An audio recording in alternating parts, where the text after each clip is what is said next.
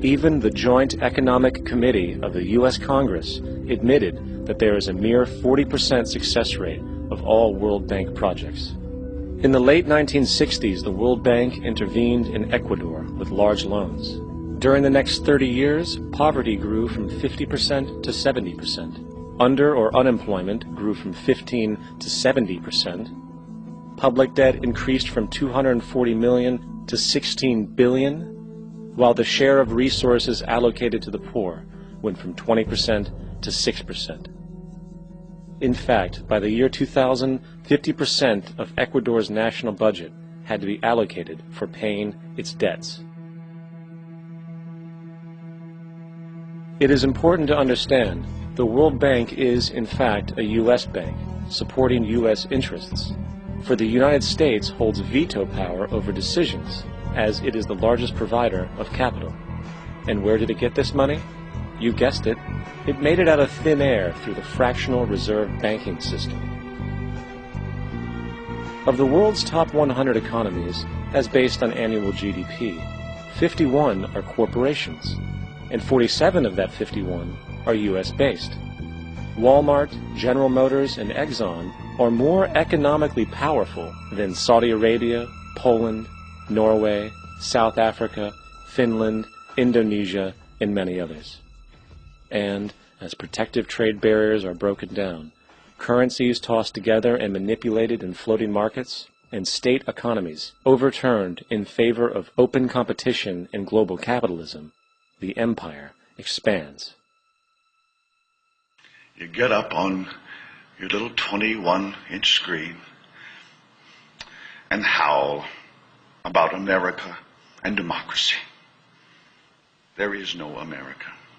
There is no democracy. There is only IBM and ITT and AT&T and DuPont, Dow, Union Carbide, and Exxon. Those are the nations of the world today.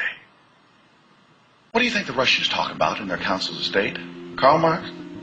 They get out their linear programming charts, statistical decision theories, Minimax solutions, and compute the price-cost probabilities of their transactions and investments, just like we do.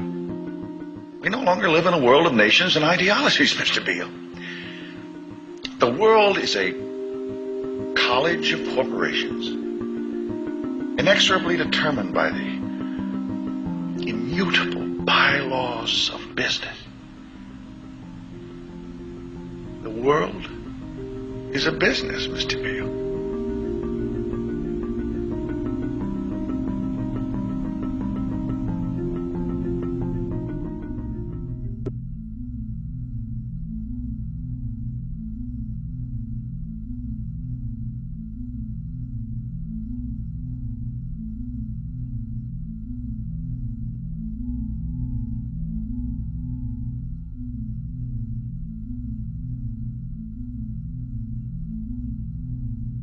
The world is being taken over by a handful of business powers who dominate the natural resources we need to live while controlling the money we need to obtain these resources.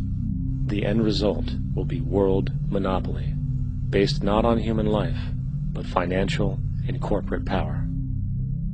And as the inequality grows, naturally more and more people are becoming desperate. So the establishment was forced to come up with a new way to deal with anyone who challenges the system. So they gave birth to the terrorist. The term terrorist is an empty distinction, designed for any person or group who chooses to challenge the establishment. This isn't to be confused with the fictional Al-Qaeda, which was actually the name of a computer database for the US-supported Mujahideen in the 1980s.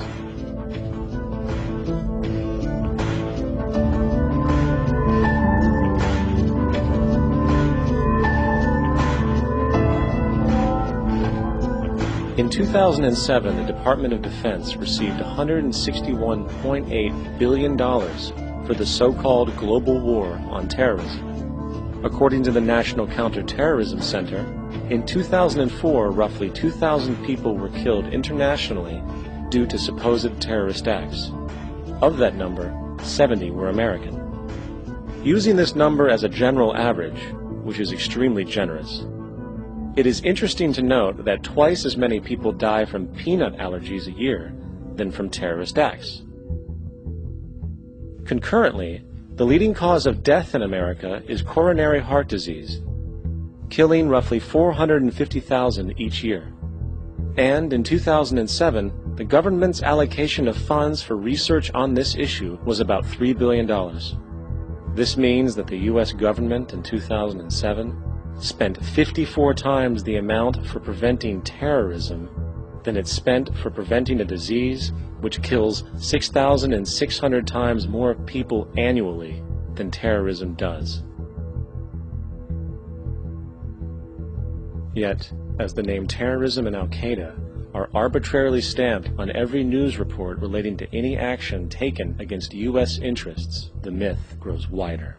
In mid-2008, the U.S. Attorney General actually proposed that the U.S. Congress officially declare war against the fantasy. Not to mention, as of July 2008, there are now over 1 million people currently on the U.S. terrorist watch list. These so-called counterterrorism measures, of course, have nothing to do with social protection, and everything to do with preserving the establishment amongst the growing anti-American sentiment both domestically and internationally, which is legitimately founded on the greed-based corporate empire expansion that is exploiting the world. The true terrorists of our world do not meet at the docks at midnight or scream Allah Akbar before some violent action. The true terrorists of our world wear $5,000 suits and work in the highest positions of finance, government, and business. So, what do? How do we stop a system of greed and corruption that has so much power and momentum? How do we stop this aberrant group behavior which feels no compassion for, say, the millions slaughtered in Iraq and Afghanistan, so the corporatocracy can control energy resources and opium production for Wall Street profit?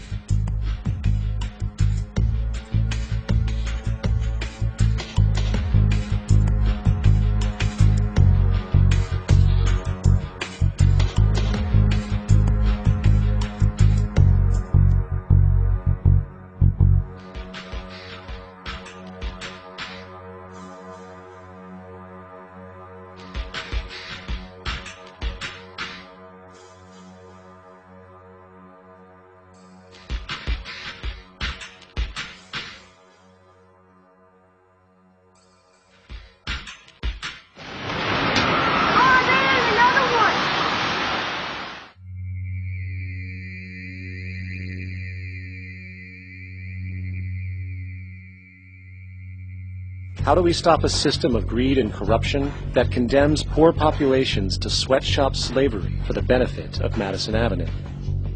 Or that engineers false flag terror attacks for the sake of manipulation? Or that generates built-in modes of social operation which are inherently exploitative? Or that systematically reduces civil liberties and violates human rights in order to protect itself from its own shortcomings? How do we deal with the numerous covert institutions, such as the Council on Foreign Relations, the Trilateral Commission, and the Bilderberg Group, and other undemocratically elected groups which, behind closed doors, collude to control the political, financial, social, and environmental elements of our lives? In order to find the answer, we must first find the true underlying cause. For the fact is, the selfish, corrupt, power, and profit-based groups are not the true source of the problem. They are symptoms.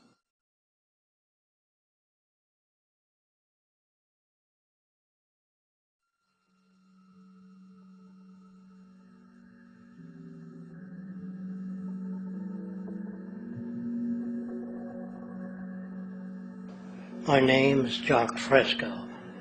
I'm an industrial designer and a social engineer.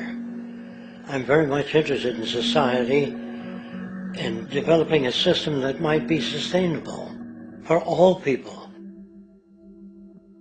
First of all, the word corruption is a monetary invention. That aberrant behavior that's disruptive to the well-being of people, while you're dealing with human behavior.